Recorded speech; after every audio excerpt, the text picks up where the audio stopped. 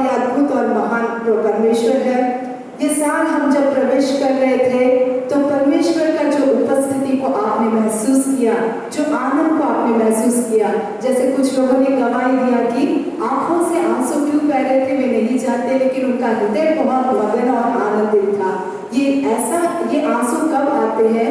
जब हमारे जीवन में कुछ असंभव कार्य होता है, जब हम सोचते ही नहीं कि ये ऐसा मेरे जीवन में होने वाला है, तो अचानक जब होता है तो उस आनंद में हमारे आंसू नहीं रुकते, अचानक से आंसू बहने लगते हैं।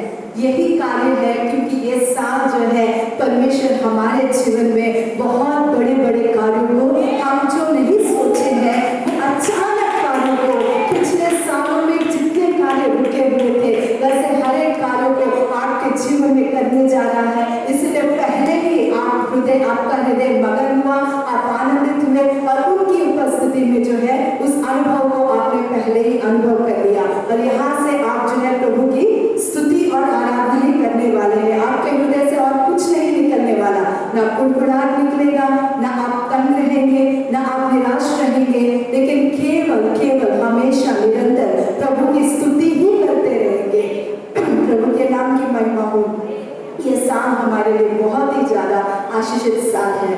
ये हमारा काल है और ये हमारा समय है। हमने अपने काल में कदम रखा है और हम जो है कुछ भी नहीं खोएंगे, लेकिन जो कुछ हमने इतने सालों से खोया है, आपके पैदा होने से अब तक आपने जो कुछ खोया है, जहाँ जहाँ आप निराश हुए हैं, जहाँ जहाँ आपके लिए बहुत सारी रुकावटें बनी थी, वो सब ये साल में अद्भुत रीति से कैसे होगा नहीं पता, लेकिन हमारा परमेश्वर जिसके लिए सब कुछ संभव है, कुछ भी असंभव नहीं है, वो आपके जीवन में अद्भुत कार्यों को करने जा रहा है। ये साल आप सब कुछ अनुभव करेंगे, परमेश्वर आपके जीवन को आशीष करेगा और आप ऊंचे स्थान में उठाए जाएंगे। आपका स्थान ऊंचा रहेगा। अब तक आपने आदर नहीं पाया, लेकिन अब आप आदर पाएंगे। अब तक आप बहुत ही छोटे थे, लेकिन आपको परमेश्वर बड़ा बनाएगा। अब तक आपने सोचा कि आप पर कोई ध्यान नहीं देता,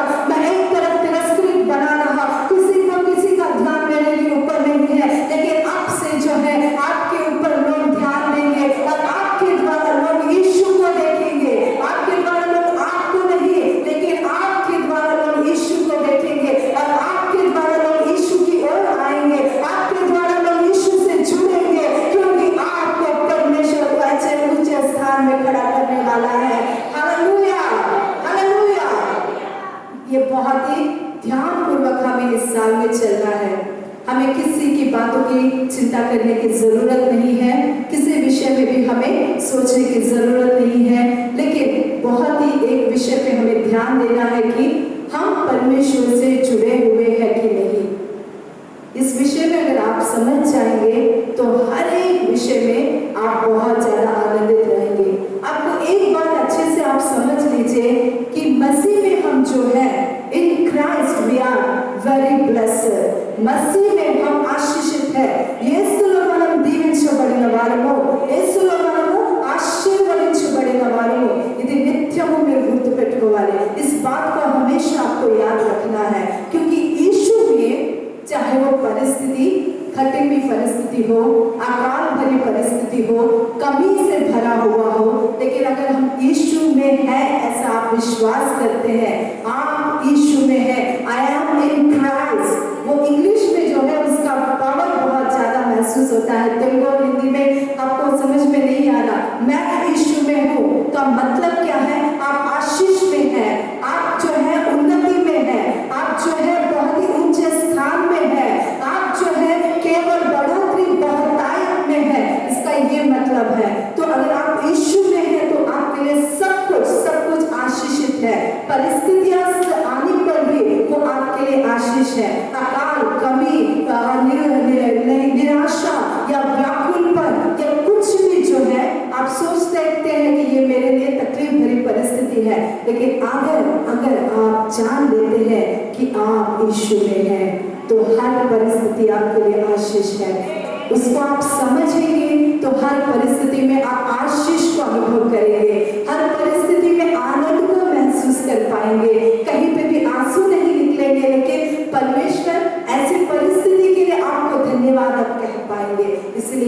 आप सीखिए और परमेश्वर को जो है जैसे कि लूका रचित सुसमाचार के 10वें अध्याय के 27वें वर्स में लिखा है कि अपने परमेश्वर को पूर्ण मन से, पूर्ण आत्मा से, पूर्ण हृदय से हमें प्रेम करना चाहिए। ये साल जो है आप अपने परमेश्वर को सबसे पहले जानिए।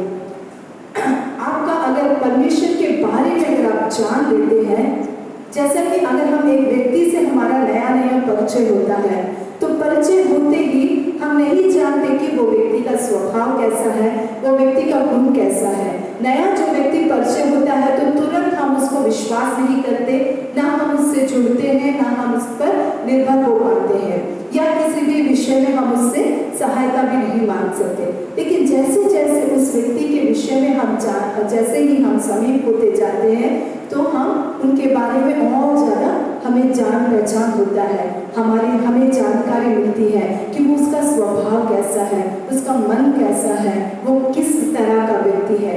जैसे ही हम उसे जानने लगते हैं तो अगर वो बहुत ही अच्छा व्यक्ति है तो हम क्या होते हैं, उसके बहुत करीब हो जाते हैं, एक अच्छा रिश्ता हमारा उनसे जुड़ जाता है। और तब जो है जब हम उन्हें अच्छे से जान पाते हैं तो हम क्या करते हैं, धैर्य से हम जो है उनसे हर एक विषय को बांटते हैं, है ना। ये है रिलेशनशिप, रिश्ता, जो हमारा रिश्ता है। परमेश्वर के बारे में आप लोगों को बहुत कम ज्ञान है। आप लोग ठीक प्रकार से अगर परमेश्वर को जान लेते हैं कि आपका परमेश्वर कौन है, उनके बारे में अगर गहराई से समझ पाते हैं कि आपका परमेश्वर कौन है, तो किसी और तरफ आपकी आंखें नहीं देखेंगी, किसी और की ओर जो है आप सहायता के लिए नहीं मुड़ेंगे, लेकिन आप जानेंगे कि मेरा परमेश्वर कितना अद्भुत है। अगर आप उनमें बने रहेंगे, आप उनको अद्भुत रीति से अगर जान पाते हैं तो आपका रिश्ता जो है उनसे बनता है।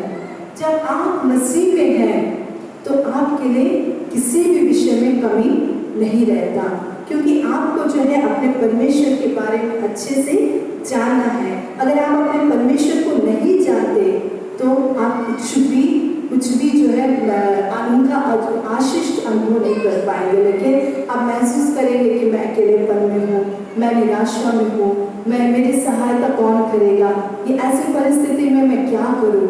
ऐसा आपको सोचने की जरूरत नहीं है। जानिए अपने परमेश्वर को गहराई से, जानिए अपने परमेश्वर को बहुत ही समीप से। एक बात मैं आपको बताना चाहती हूँ, परमेश्वर को इसलिए प्रेम मत करिए क्योंकि वो आपको सब कुछ देता है, उसने आपको देखभाल किया है, वो आपकी सुरक्षा करता है, या आपको वो बचा के चलाता है। क्या इसलिए हम परमेश्वर को प्रेम करते हैं? अगर ऐसा हमारा प्रेम है तो ये हमारा स्वार्थी प्रेम है। इसलिए परमेश्वर को प्रेम करिए कि हमारा उनसे रिश्ता है।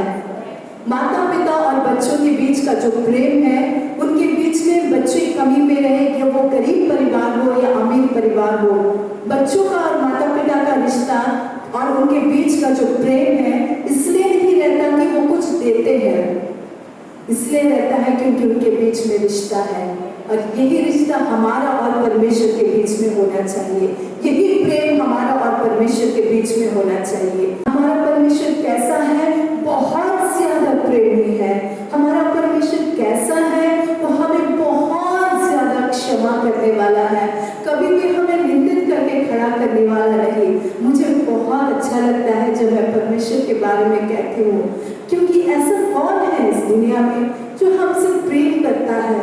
हर एक व्यक्ति जो है स्वार्थी है, कितना भी प्रेम करो वो कहीं ना कहीं उसका स्वार्थी प्रेम है। लेकिन परमेश्वर जब इतना ज्यादा हमसे प्रेम करता है, वो हर क्षण हमारे संग रहता है, अपने हाथों में हमें संभालता है। हम चाहे उन्हें छोड़ दे, वो हमें कभी नहीं छोड़ता। वो विश्वास योग्य परमेश्वर है, वो बहुत ही प्रेमी परमेश्वर है। ऐसा जब परमेश्वर हमारे जीवन में है तो क्यों आप उनके बारे में नहीं जान पा रहे? क्यों आप अपने खुदा को नहीं जान पा रहे?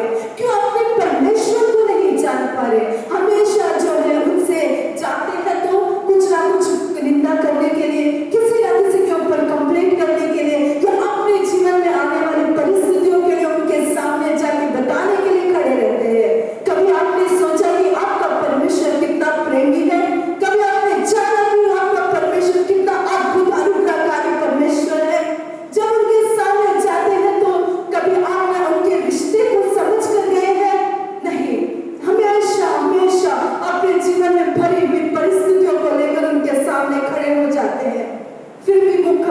आपसे दुख नहीं हुआ, लेकिन आपने जो भी विनतियां उनके सामने रखी उससे उसको उन्होंने सुना और उसको आपके जीवन में उन्होंने सहायता किया।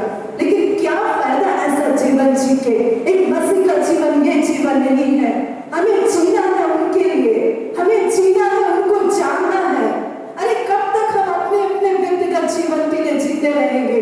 हाँ, कब हमारा रिश्ता परमेश्वर से बनेगा? हमारा अनंतता उनके साथ है। साधारण मसीह का जीवन मत जिए, अपने पिता को जानिए, अपने प्रेमी को जानिए, समीप से जानिए। ये सब पूरा जो है प्रयत्न करिए जानने के लिए। खोलिए अपने बाइबल को, समय जब भी मिलता है खोलिए अपने बाइबल को। किसी से बात करके कोई फायदा नहीं, आपका समय व्यर्थ होगा। कहीं और आपका जो है मन लगा के खुद जो है घंटों घंटों विचारों में अकेलेपन में बैठ के विचार करते करते करते कोई भी फायदा नहीं। वो कुछ भी कार्य आपके जीवन को आशीष नहीं करेगा। एक भी 10 मिनट भी मिलता है, आपको खाली समय मिलता है, सबसे पहले खोलिए बाइबल को। मुझे अपने स्कूल या कॉलेज जाते वक्त मुझे आदत है कि मैं अपने कॉलेज बाइबल में कॉलेज बैग में या स्कूल बैग में बाइबल साथ में लेके जाती थी। लंच ब्रेक में जब भी मुझे समय मिलता था, टीचर आने से पहले जब भी मुझे समय मिलता था, मैं बाइबल खोल के बाइबल पढ़ती थी। वचन हमारा बड़ा आशीष का कारण है। विचार करना शुरू करेंगे तो बेकार की बातें, पुरानी बातें, कुछ आप में जो भी निराश हुए हैं, या शैतान का काम ही वो है कि आपको बेकार के विषयों में फंसा कर आपके मन को जो है परमेश्वर से दूर करना। ये साल हम छोड़ेंगे, ये सब हम ये साल छोड़ेंगे।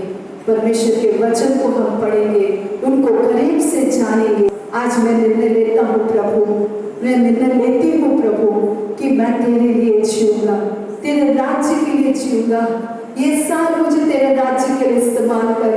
मैं तो निर्बल हूँ प्रभु, मुझे कुछ भी नहीं आता, मैं अनटैलेंटेड हूँ, लेकिन मैं चाहती हूँ कि तेरे राज्य के लिए मैं इस्तेमाल हो जाऊँ, तेरे लिए मैं जीऊँ प्रभु।